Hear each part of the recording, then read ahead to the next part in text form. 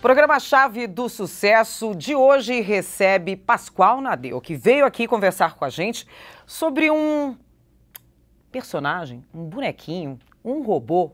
Seja bem-vindo, Pascoal.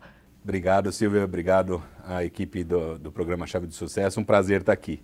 E realmente é quase isso, quase um bonequinho. Quase tudo isso. Eu dei mais ou menos assim umas especificações aqui. É o tal do chatbot, isso, que está usando muito hoje. Vamos falar para todo mundo explicar direito o que é um chatbot primeiro, depois a gente entra aí no nosso personagem aí simpático. Perfeito.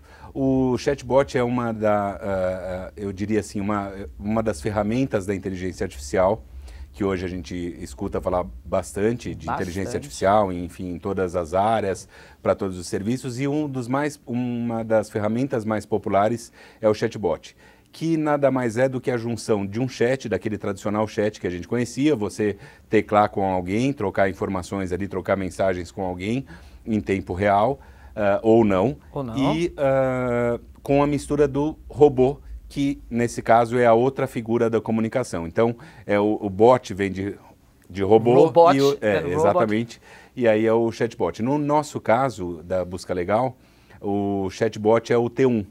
E o que a gente fez com isso? Ele tem eu acho que assim, todos os empreendedores, todos os empresários, todos nós sabemos da complexidade tributária nesse país. Esse é o tema mais frequente, comentado. Nós tivemos agora recentemente as eleições e também a reforma tributária, que está aí no nosso ouvido tem anos, exatamente, uma década pelo menos aí, e não sai do papel. E porque isso influencia, enfim, obviamente diretamente na vida de todos nós, mas principalmente desse empresário, desde o pequeno ao grande empresário, porque para você estar compliance, para você conseguir levar a sua empresa pagando todos os impostos de forma correta... Uma agulha no palheiro, né? Assim, para você tentar achar as informações. Vou tentar dar alguns exemplos. Assim, eu vi agora um levantamento do Globo, agora não, mas enfim, apresentei esse dado numa palestra. O Globo fez um levantamento em dezembro de 2017, que estima que há 549 bilhões de reais em litígios da área tributária. Repete esse número. 549 bilhões de reais, segundo o Globo, em dezembro de 2017, ou seja, esse número já deve ser maior. Quer dizer, em dinheiro que está em algum lugar... Ele foi pago e está sendo discutido, ou a mais ou a menos. Quer dizer, a empresa... 500 bilhões de reais, que não se sabe se pagou certo ou não, exatamente, né? Por causa de tributos, por causa de não saber direito se era tributo certo, se não era tributo certo, se era para aquilo ou não. E eu digo que a gente tem essa imagem, geralmente, de que o empresário quer pagar menos ou está sonegando. Não, eu vou te dizer que na experiência que a gente tem, muitas vezes a gente encontra, inclusive, a empresa pagando o tributo a maior, por desconhecimento. E não é difícil isso acontecer. A gente tem aproximadamente, o governo publica na área tributária, algo em torno de 4 normas por hora útil. Ou seja, enquanto a gente está conversando aqui... Tem 4 normas novas aparecendo aí que a gente não conhecia antes. Sendo publicadas, alterando a legislação. E isso influencia na vida do empresário, que ele vai precisar se socorrer do apoio, geralmente do contador, que é outra figura que sofre muito com isso, para acompanhar, para poder acompanhar, assessorar, cumprir as obrigações entre impostos, taxas e obrigações acessórias. O Brasil tem mais de 100. Porque se o empresário não está conseguindo entender o imposto que está escoando aqui, que estão cobrando dele aqui, a quem que ele recorre? Ao contador. Exatamente. Aí o contador que está fazendo lá, sobe para mais, vem para menos, pega o imposto daqui, tarará, aqueles que ele já conhece, que são que ele tributa sempre, tarará, tem que parar tudo para ir pesquisar, fazer um search, aí, fazer uma pesquisa de tal tributo que tal empresário está pedindo, está precisando saber. Exatamente. A gente estava até conversando nos bastidores e o Pascoal foi muito claro em falar, por exemplo, de um copo de plástico, né? Um Helles copo de água. Eu sou empresária, quero comprar um fardo grande aí de copo de plástico, mas o que tem de imposto nele ali? Sim. E o que é verdadeiro imposto, ou o que a empresa está me cobrando a mais, ou o que o governo está dizendo que eu tenho que pagar, e aí não é.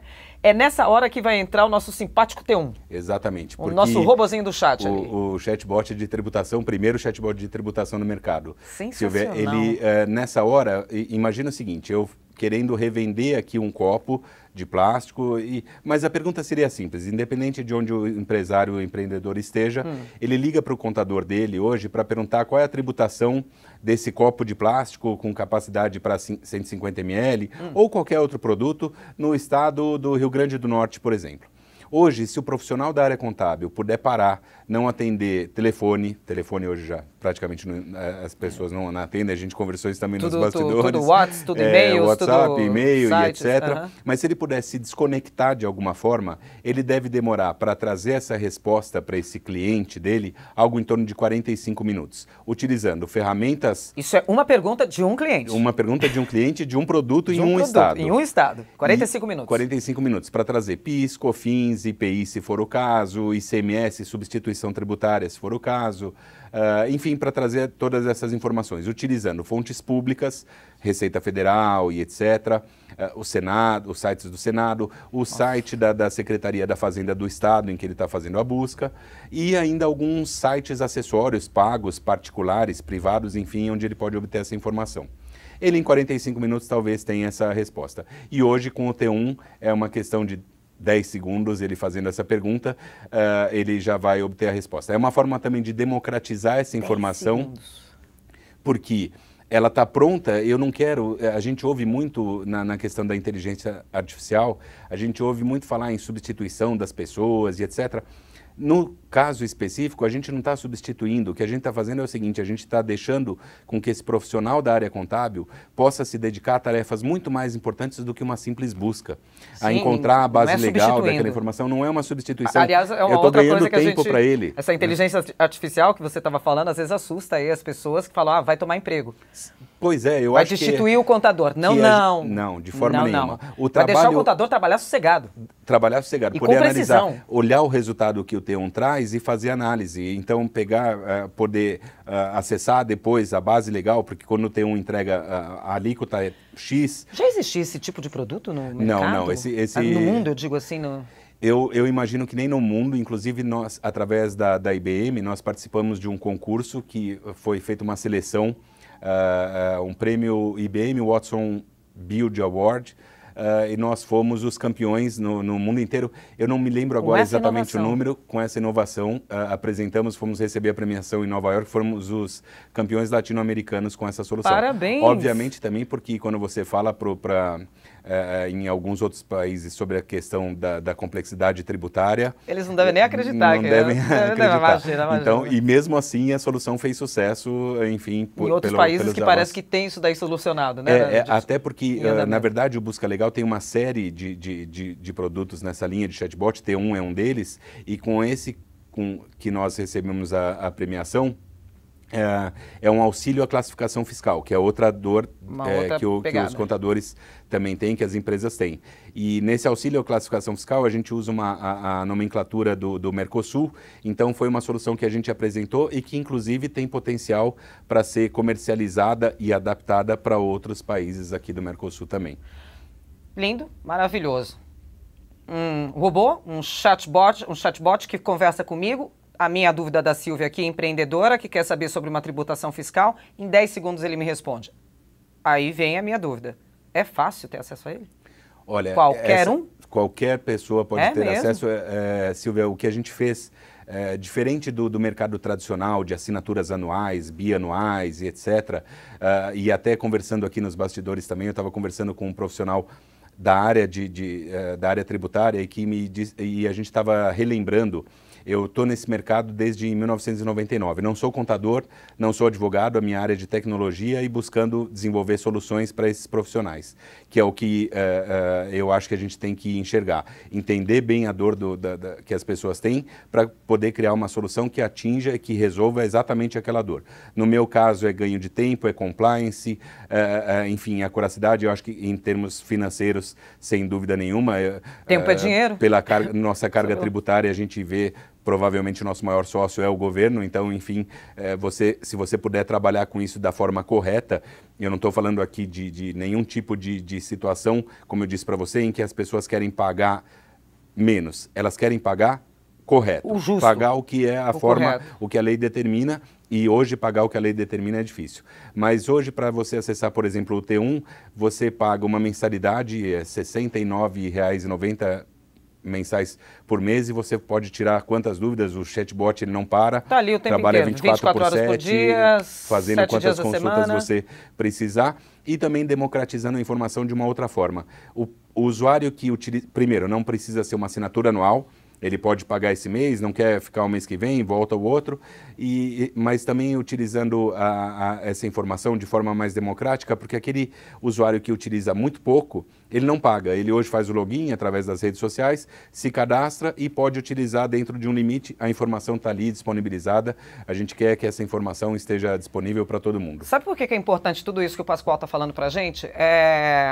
Ele deu um exemplo muito simples do copo, mas ele deu um outro exemplo também, real, na verdade, sobre o leite.